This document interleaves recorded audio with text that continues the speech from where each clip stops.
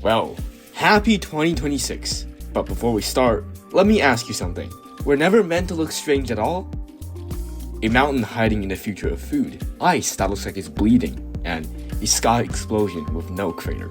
They look like magic, but they look impossible. But here's the secret. They are not mysteries. They're science in disguise. Welcome to Martians Eating Chocolate. I'm Eric, and for this special 2026 pilot episode, let's decode the planet. Hey, Victoria, did you know there's a secret vault inside a mountain that holds all the world's seeds? Wait, like a vault full of snacks? Or alien seeds that can grow walking cucumbers? No! It's called the Doomsday Seed Vault. Scientists built it to protect plants if the world ever faces a huge disaster. So it's like Earth's backup garden? Because my plants don't even survive a week. Exactly, except these are frozen at negative 18 degrees Celsius in the Arctic. Definitely no sunlight and no watering cans. Picture Earth's biggest emergency fridge, but except it's not pizza. It's seed samples. So, this vault in Svalbard stores over 1 million seed samples from all around the world, but it's kept at frozen minus 18 degrees Celsius. And it's also built into permafrost, so even if the power fails, the ground stays naturally frozen. Why? Biodiversity. Future humans don't really get stuck eating the same boring salads forever, and it also saves civilizations. It's kind of like our save file, but with beans. So it's Earth's refrigerator? Yup, just don't put leftovers inside. Otherwise, future archaeologists will find the world's largest, oldest frozen pizza. Emma, there's a waterfall in Antarctica that's bright red. The ice is bleeding. Exactly. Earth's biggest rusty waterfall. Then what is it? Alien ketchup? No, but it totally looks like a vampire glacier. If I saw that, I'd yell, "Run! The ice is alive!" Blood falls look like a glacier got injured. But it's just chemistry being dramatic. Under the ice, it's just really super salty water trapped for a very long time. But it's rich in iron, which is the color of our blood, which makes it red. Why does it look like blood? Because there's a lot of iron. So when it reaches the air, the iron reacts to the oxygen and rusts, turning the water red. So, no, it's not a vampire glacier. No, it's not a horror movie. Though it might be a horror movie scene. You might fail it there, but it's just a giant Earth doing a giant rust experiment for the same reason that Mars is red. So it's not bleeding, it's just rusting. Exactly. Earth's biggest rusty waterfall. A little creepy, but a lot of science. Blueberry, do you think dinosaurs died because of an asteroid?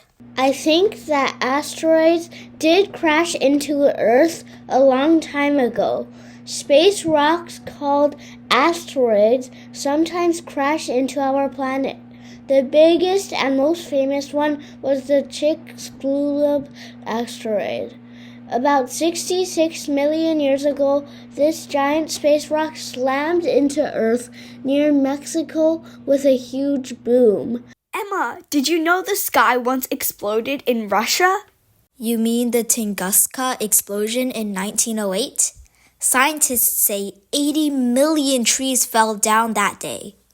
Was it aliens, a secret bomb, or a meteor that forgot to land? No one knows for sure. No crater was ever found. Maybe someone tried to microwave a space rock. June 30, 1908. In Siberia, it's just another normal day. Until the sky basically pressed the explode button. A space rock, roughly tens of meters wide, came in fast and blew up midair. An airburst! And the blast flattened about 2,000 square kilometers of forest. I have a classmate named Forrest. He's not gonna like that. No crater, because it never hit the ground. It's like a meteor rage quit, like, right before just landing. It's like that. And also, space rocks are really terrible at, being graceful. They're just like, wham! And that's it. So the sky just sneezed and flattened a forest? Exactly. The world's loudest sneeze. Let's hope space keeps its germs to itself next time. Ugh. Emma, look at this photo. Birds turned to stone. What kind of spooky curse is that? That's Lake Natron in Tanzania, one of the Earth's strangest places. The water can actually preserve animals that fall in. You mean like a real-life Medusa lake? If I go swimming in there, I'll turn into a rock mermaid? Ha! Only if you like soaking in boiling, salty soda empty, water. Feed me so refreshing, my little soda pop. Welcome to Lake Neutron. Another red, or I guess pinkish, mysterious part of our Earth. This is Earth's most extreme spa. I mean, this is like any Japanese onsen, but like 10,000 times worse. Where the treatment is, just don't enter, just please.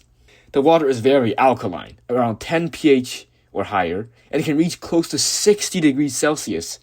Might not seem like a lot, honestly, but it is, trust me, a lot. It contains minerals like sodium carbonate, which can preserve animals even after death. So, it's not really a curse. It's chemistry with glittery horror vibes. And somehow, flamingos survive here. Well, respect to flamingos, I guess. So it's not a lake of doom. It's a soda sculpture studio. Exactly. The world's sparkliest art gallery. Just remember, no swimming unless you want to sparkle forever, or unless you're a flamingo. Hello, Brian. I'm Oliver. I have one question for you. Do you think there's another world? My second question is, do you know what lives under it? Hi, Oliver. This is Brian. I think there is another world. I think it's dinosaur world. There is dinosaurs and sharks and dragonflies in it. Episode 5, Scene 1. Hey, Jonathan, guess what I found? There's a secret temple under Tokyo. Huge columns, lights, and endless tunnels.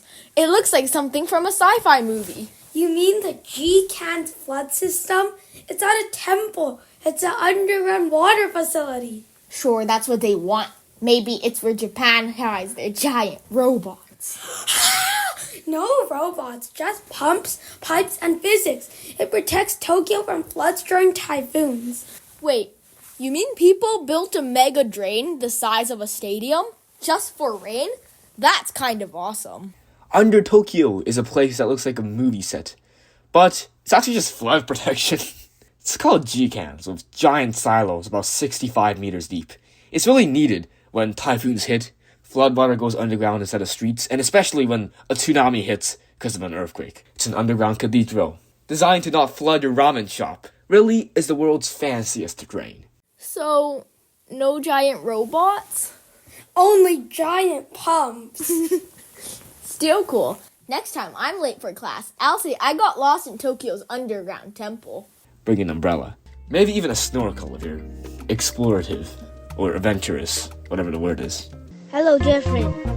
I have 2 questions for you. First one, are there aliens in the universe? My second question is, which planet is it on? So, there might be aliens on the space. And if there is aliens, they are known to be on Mars.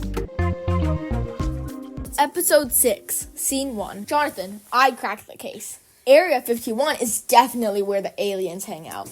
I saw a video. Glowing saucer. Boom. Proof. Or maybe it was just a weather balloon or a secret airplane test. That's exactly what an alien would say if he was pretending to be a human.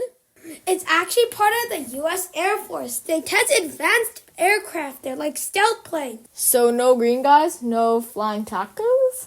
No, but it's still top secret. Even pilots need special clearance to enter. Area 51 is famous for aliens, but it was built to test secret aircrafts during the Cold War. Planes like the U-2 flew so high, they confused people on the ground. Silence when the government turned confusion into legends. Area 51 is where airplanes became myths. So it's just airplanes, not aliens? Exactly, but the legend makes it way more fun. Fine, but if I ever see a glowing taco in the sky, I'm calling you first. make sure it's not your drone again. Yeah. Episode 7, Scene 1. Jonathan, you love maps, right? Well, ancient people in Peru made giant ones. Birds, monkeys, even astronauts. On the ground. Those are the Nazca lines. They're geoglyphs, large designs made by removing the top layer of reddish soil. So, prehistoric graffiti? Dear aliens, welcome to Earth. Love, Noscopy. Some scientists think they were for astronomy or ceremonies, not aliens. Still, if I lived back then, I'd totally draw a dinosaur wearing sunglasses. The Nazca lines were made from removing dark soil to reveal lighter ground, and many date from 500 BCE to 500 CE. You can barely see them from the ground, but from the air, they're clear as day. So most researchers think they were ritual paths, or messages to the sky, or maybe just ancient people flexing their art skills. Remember the caves in France? Yeah, the same thing. So they're basically ancient GPS art. More like ancient sky messages. If aliens can read it, I hope they leave a like and subscribe. About 2,000 years ago. Episode 8, Scene 1. Whew. Jonathan, they built a giant machine underground that can smash atoms. What if it accidentally creates a black hole and sucks up Earth? Relax, Evan. That's the Large Hadron Collider, or LHC. It's not dangerous. It's science. Sure, just science. Until, boom! We all end up in another dimension. Actually, the LHC helps us understand how the universe works. It's not destroying the world. It's helping explain it. Okay, but smashing stuff to learn sounds like something my little brother would do with Legos. Except these Legos are protons moving near the speed of light. The LHC is about a 27-kilometer ring at CERN, and it's very special to us, especially because it's the forefront of science in this world. So scientists smash protons at nearly the speed of the Tunguska-Siberia meteor. In 2012, it helped confirm the Higgs boson, linked to why particles have mass. No black holes, just answers. It's like taking apart reality's Lego set at the speed of light with a very expensive screwdriver that is also very big and also fits inside Switzerland. So no tiny black holes eating my lunch blocks? Nope, just tiny particles teaching us about the universe. Fine, but it still sounds cooler if I say they built a space donut to find the secret of existence. Long as it's still, they say, right? Once a scientific donut, always a scientific donut. So the secret is, it was science the whole time? Science with drama. And, really good disguises. Since it's 2026, my New Year's wish is that this science class gets a little less boring and we get to make more science videos. My wish is to learn a new language. So my wish is that we keep asking how, even when the questions sound dumb. This is Mysterious Earth From Martians Eating Chocolate. Well, happy 2026. See you in the next mystery. Happy New Year, Martians. Earth is weird. See you in 2026. Happy New Year, Martians. Earth is weird, but remember, weird isn't bad. See you in 2026.